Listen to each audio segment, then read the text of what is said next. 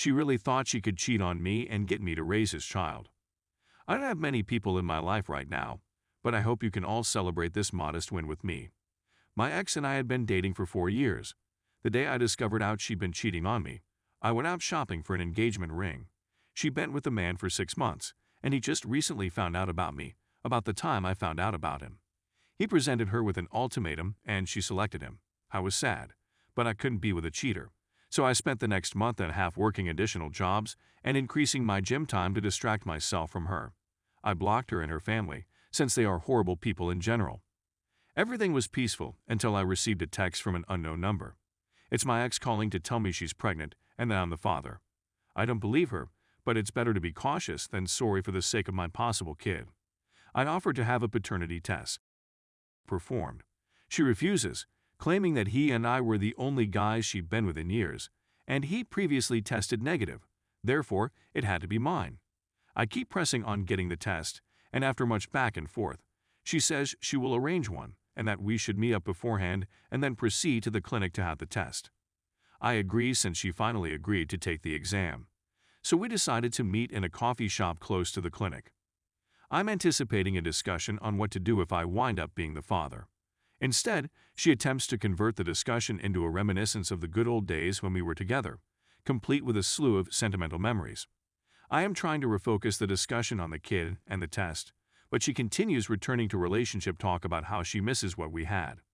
I'm so worried about the prospective kid I'll have to care for that I don't see what she's doing to persuade me to take her back.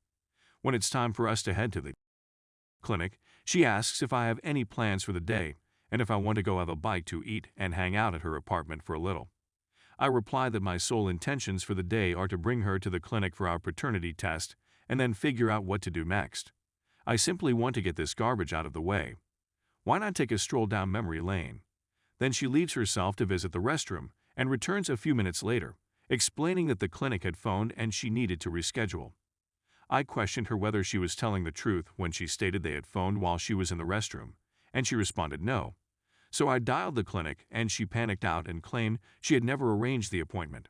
At this point, all doubts concerning the child's paternity dissipated. I persisted in pressing her for the truth, and she eventually broke down and told me. A paternity test revealed that the new lover was the father. When he found out, he ghosted her and she hasn't been able to find him since.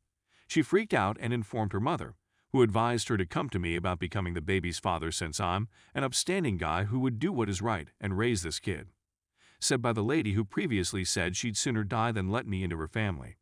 So after getting the truth, or at least part of it, out of her, I got up and went without saying anything further. I got home and have received hundreds of messages from my ex, her family, and her friends, all of whom have created new accounts to contact me begging me to take her back, calling me an idiot for leaving her, and one man who simply keeps sending me images, which I find incredibly amusing. Thank you to everyone who stuck with me through my ranting and recounting of these events.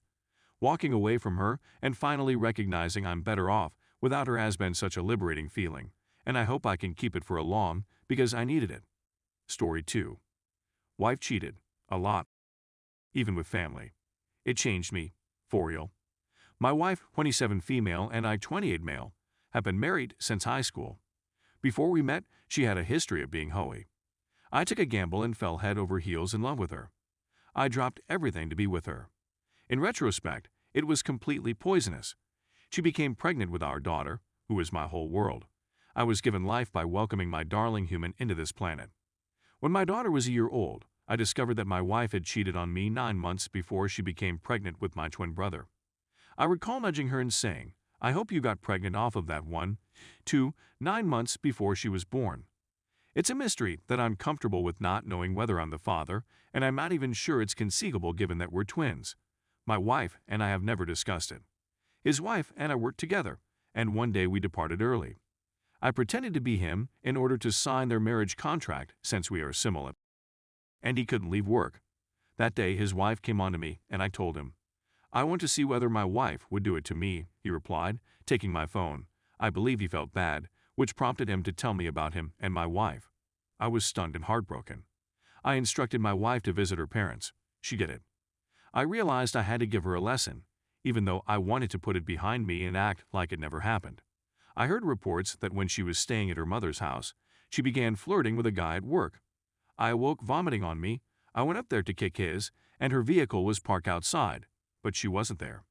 She put her time cards in the floor of her vehicle, and when she came to pick up our kid, I would steal them so I could construct a case against her because I believed she was always at work and never with our daughter.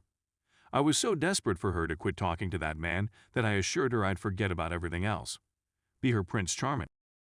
And be persistent, or my daughter will be calling someone else dad, her father warned me. She's only trying to figure out who she is. This is what occurs when you're a kid and want to play home and so on. I screamed and screamed to get it to stop. It didn't work. It came to a halt as I came to a halt. She freaked out when I quit trying to make it work. We eventually relocated to Utah to start again. I accepted a job promotion, and we relocated to Utah. I was upbeat and she grew depressed. I'd return home on my lunch break every day and cook for my family to get them excited about the new life. She remained unhappy and expressed a desire to return home. She moved in a few weeks before I did. She remained with me and my family, while I was finishing up my job in Utah and packing our house. My mother went to my aunt's home, where my wife was spending the day, and she had a glass door with shapes that were just visible through it. I could see my younger brother and wife lying on the sofa through a little piece of glass. When she rang the doorbell, she saw them leap up and adjust their belts. She called my wife and summoned her mother to pick her up. I had no clue what had occurred since my mother was aware that this was the second sibling she had done this with. I had no idea what was going on and informed my wife that I thought we needed a break. She was aware that I was unaware. I eventually had with my boss's daughter. I realized that was stupid of me, and I attempted to tell my wife about it, but she shut me off. I eventually found out why. I traveled to my aunt's place, where my mother spent the night with me. At 2 a.m., my wife was blowing up my phone. She was inebriated and had just left the pub. She was terrified and sobbing. My mother awoke and said, "Does she want?" I was taken aback when my mother mentioned that. My mother then responded, "I'll take her home." Again, I was astounded. "No," I responded, "I'll do it." My mother yelled, "I saw her dare my other brother." Who is the next person on her list? My spouse, who is also my father. My mother screamed. I drove her to her mother's house. I inquired, "Did you screw my brother?" She declined. She stepped out of the vehicle and said that she was going to commit herself as a result of the rumor. She was going to commit herself since we weren't together. She was inebriated and lying on the ground, crying that she wanted to die. I drove her to her mother's house, where my daughter was since it was her night, and sat in her bed with her until she fell asleep, just to make sure she didn't do something dumb. I sobbed while waiting for her to fall asleep. A few years later, I get a Facebook video chat invitation from her ex-girlfriend. Boyfriends when she returned to her hometown to see her other family. She informed me my wife was who had broken up their family. I handed her my vehicle, and she sent me a video of my wife contacting her boyfriend to tell him her tire was flat. My tire pressure indicator remained on, and I knew this was correct. She then sent me pictures of my wife nude. My wife sent me the identical photos. When I asked my wife whether they were having, she responded no. I informed her that for some reason, I'm no longer bothered by this type of nonsense, and she burst into tears. She had an affair with this guy's closest buddy. My wife has improved significantly since then. She is a wonderful mother. She went to therapy. I despise how she continuously accuses me of cheating. Every morning, she makes the bed. That is what extraordinary individuals do. I don't look at her phone. I'm not accusing her of infidelity. Every time I discovered anything, I questioned her. Did you cheat? She always said no. I didn't look any farther because I didn't want to know. I remember asking, Lord, let me be lied to, because I didn't want to cope with the situation, because I didn't want to respond, because I knew that if I reacted, other people's lives would be jeopardized, my children, my parents, my siblings, and even my wife. I shielded them, despite the fact that I had nothing to do with it. Here's the issue. It's been 4 years. I'm still keeping everything bottled up since I never handled it. I know I should have walked away. I guess I threw it in her face at least 3 times. You destroyed me, saw me broken, and I had to put me back together because you lied. And this is who I am now, he said once. He's as tough as, we attempted marital therapy, and I found myself becoming defensive in order to defend her and have her back. She sought private therapy, which helped her. When it occurred and I attempted to speak about it, I saw her stress out and thought to myself, oh God, the guilt would force her to harm herself. So I immediately stopped up and shut down. I'm not as affectionate as she is. I'm not comforting you. Perhaps I never forgave her as a result of this. I sometimes consider holding her hand. Then I remember. Don't break down your defenses or you'll be injured. Things is pointless for me to attempt to straighten it out now that all the garbage has expired. Don't hold it in, is my suggestion. That is hardly the mark of a hero. That is enabling and will lead to your self-destruction.